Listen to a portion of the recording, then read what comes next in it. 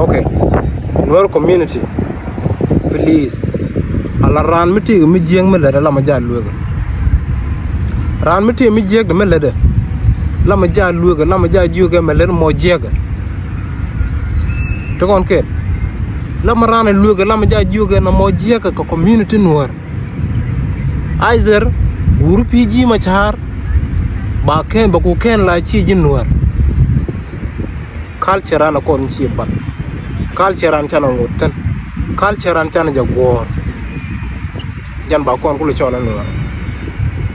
Chengti mi dinu si ngaja long. Shu jagori bi culture e dap ke ji. Ababaru kana Mamadu. Ka chak ji ko ibi pal. Rol Nuer na make liu ki rol jur na make liu. Teka por jang mi chamel mi dung man. Teka por jang mi chamel mi chwal na me por jang man ba teka lat ba man de buten. Aba wene itini ka lat. Bikin wunu bian nung bikin kon ka man jaten. Mi jaten lo ja. Jaten pi. Okay, ke metal je beidi. Garu kang doron ubi larate ka por jang mi challe wala por nu wala por tractor wala por pajai wala por jak wala nu. Por jak beidi. Okay, ka man mi shagal jigala o ke business ala ladin business ka ke. Te kono shi man dan di dak ka South Sudan. Te ga gat shuch. Te di yin go no ka kobo, di yin go no nasar, di yin go no wulang. So ga diarati di yin go no ko shi ko mashur ba chekon. Di yin ko bugur man and then de man ka la rom. Mi shi ale la business de chale la nduk. Gorun ga man mi shi ale la business de la chale la nduk kulu. Di yin dol yalla to go mi tan ci dak. Diin ko nung diin ko bugur man si jin point jin garwit diin di wodi ko nung di ko bugur man and then de man ka la rom ci ta rom ko yum taw kun dong diin ko je corruption malar batcha loktal tan wi ko 100%. Okay ka nya kar mi jige mi te garam si ko ne ka je challu no ye porjak reason e jige nya kan long chala nong ni ji wala dong aizer kan community te kon te le yana general ke chige dana ke jen nok nya kala jimo ko ken pelwal ni me tag Ethiopia kwaji but baby ngaki social media mishi nya kal jigi ko nok yerudun mishi yari chire nok nya kal mishi aku agree nya kala wo channel la por jak mi bina nung tin la ku jinne la agent bi larnabo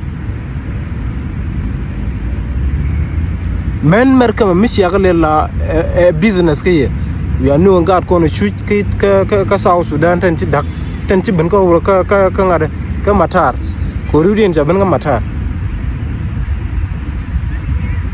aizer baga yoro baga jote ka por jang mi chalel ka Ethiopia ka gambela un mi chala garu kang ban baga kam nambaru and then bo ko na ga men ton tetal bang ne ken tiang to ko dio je tiang bang na ko ma ken bang tiang tala we mi di lar ga je gori chaw me no ngani je la por jak dung le ndong ne dong is okay ko nuk chaw shek da ba chaw da bat tan ku yin ga le use ka je yen ga de chaw ka tiri chi ma ga de dial point jin ga roi kang my friend I'm telling you ma le ma je ga go no ran ba lu jin my brother jana goro bu kon to the case but mi ku je le la ngar jin di anyok ba ngar jin sampane di la ma ji ngar ko do ji roj malade de ko ngaju malad garo je mo jaza pani